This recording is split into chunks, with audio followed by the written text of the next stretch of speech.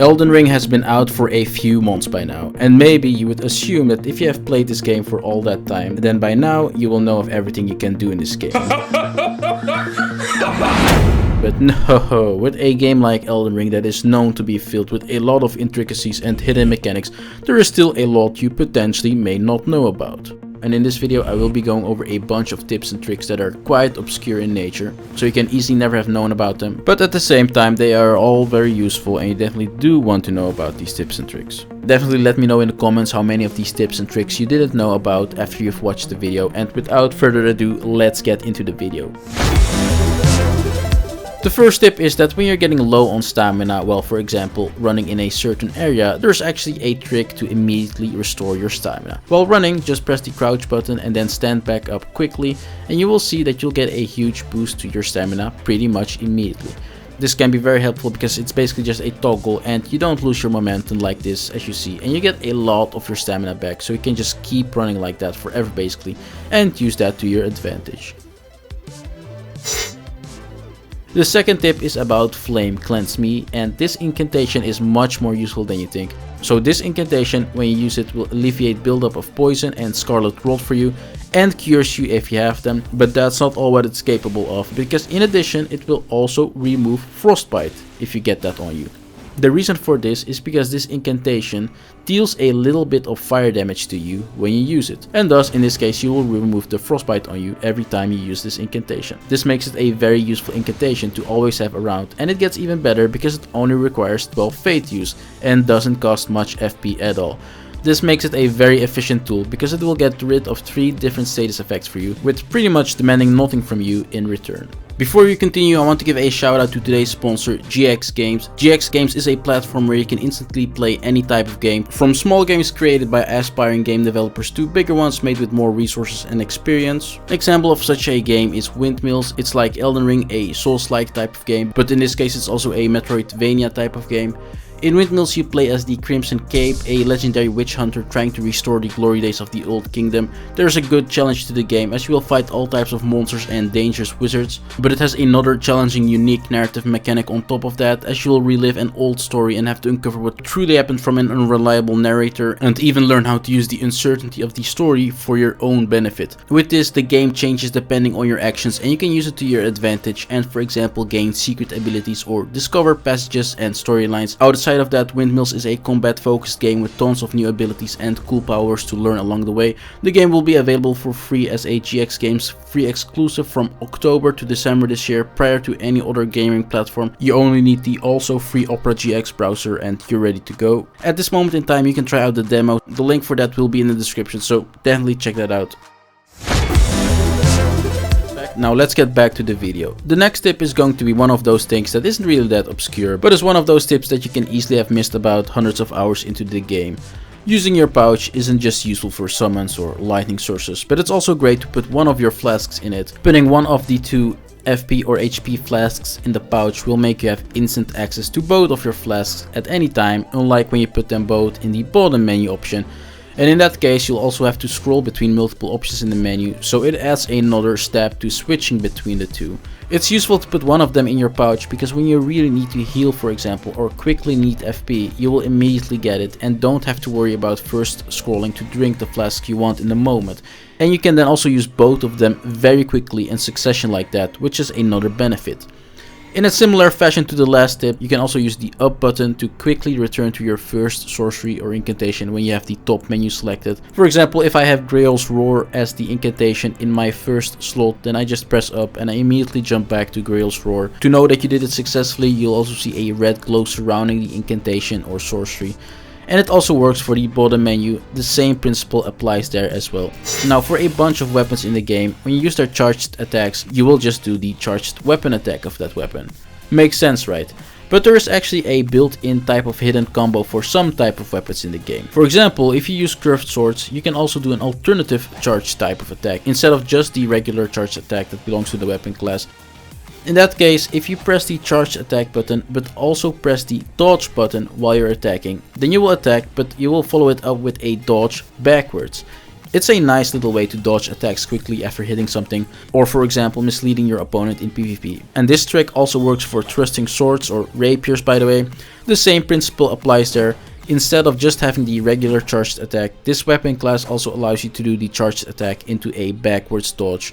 After the recent patch, you can now also see all the runes you actually gain from your golden runes that are in your inventory. You just have to toggle the description of these when you are in the menu. It is a small change to the game, but definitely a very nice and welcoming change. If you pick up some of the crafting books in the game and you want to know exactly what they unlock for you and allow you to make from now on, then similarly you can also go to the menu, go to the crafting book you have just picked up and read the description. It will list all the new stuff for you that you can craft from now onwards.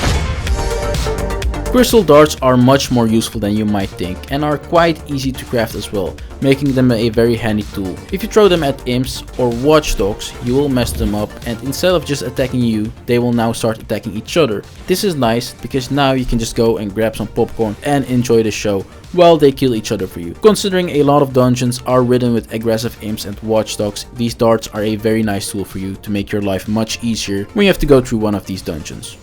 Somewhere in the early parts of Var's questline, you will get the Pure Blood Knight's Medal. This item is much more useful than it initially seems to be, because it gives you an opportunity to teleport, and unlike normally, you can actually use this item to teleport while in combat. And let's be honest, we've all had that moment of feeling like we screwed ourselves when you have too many runes on you and you just entered a boss fight and now you're stuck.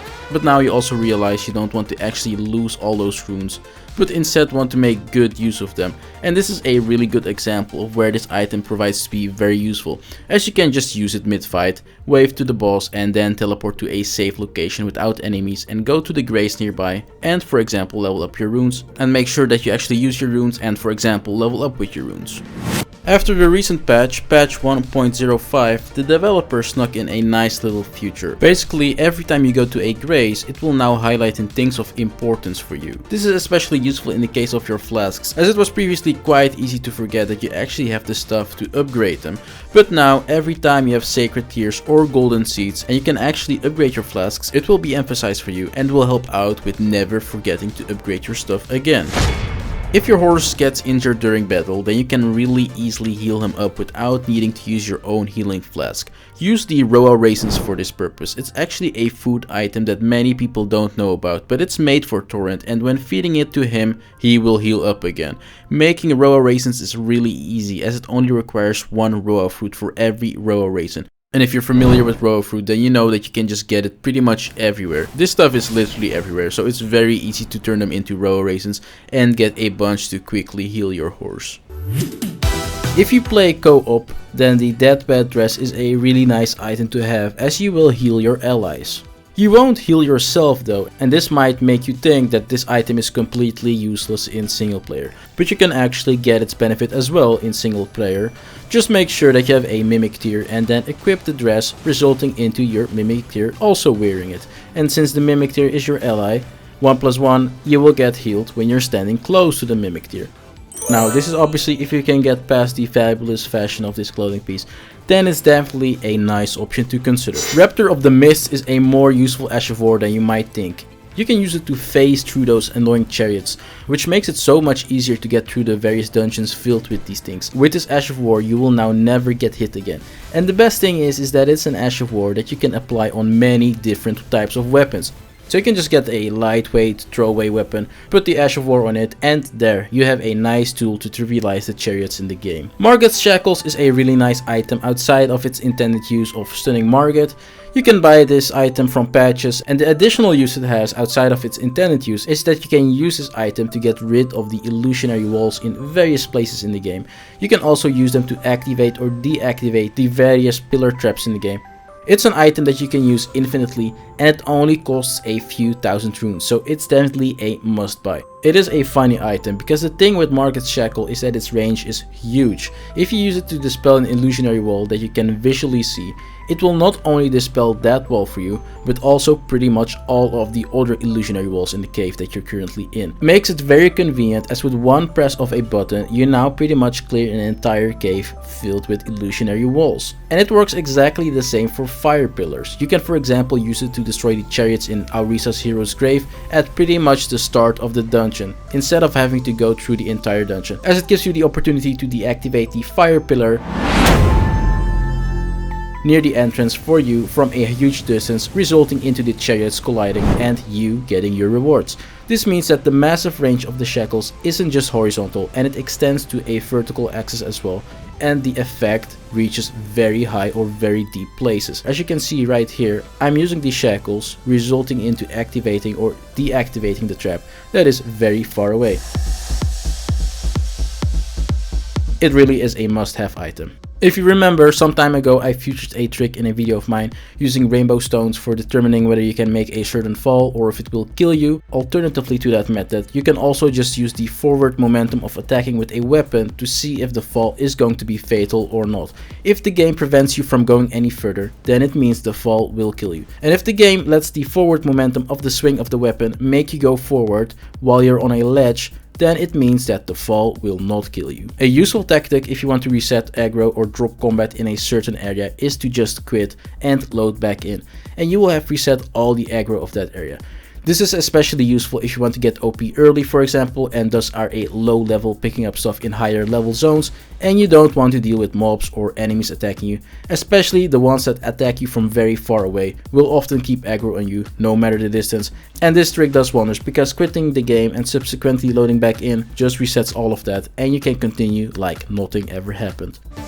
Volcanic pots are highly underrated, and if you know, then you know. These are especially useful on melee builds as they give a really nice ranged option that is pretty much free to craft. For example, a very practical use case of this pot is versus those annoying and aggressive hands that you can find in the mountaintops of the Giants area or in Caria Manor. The damage has a nice spread and it's an AoE type of damage, resulting into you easily chain staggering these hands and killing them off like that. They deal good damage, and as I said, they are pretty much free to get, and that is really the case because they only require volcanic stones, and Mount Gelmir is pretty much filled with these type of stones, so it's very easy to get. And the cracked pots that you use to make these volcanic pots can infinitely be resupplied, so you never run out of them. The arrows reach talisman doesn't just affect arrows, it affects a bunch of sorceries, ashes of wars, and incantations. Pretty much everything that has some sort of fall off in their trajectory when used or cast. And in my opinion, its best use case is with rock sling. If you watch my mage builds, you know that this is a very good bread and butter type of sorcery, and if you give buffs to something that is already really good,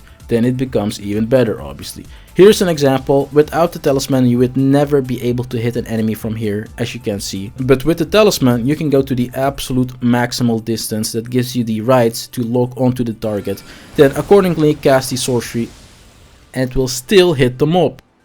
The additional range for rock sling that you get with the talisman is like 35% extra range, and just for that purpose this pretty much makes it worth using a talisman slot to equip the arrows reach talisman. And if you're still not convinced, just check out the insane distance that I assassinated this guy from. If you liked the video, give it a like, that helps out a lot. Also hit the subscribe button, don't forget about it, and the bell thing so you are the first to get notified when I upload something, and let me know your thoughts in the comments. Also let me know if you have more of these types of tips and tricks, and I'll feature it in a future video.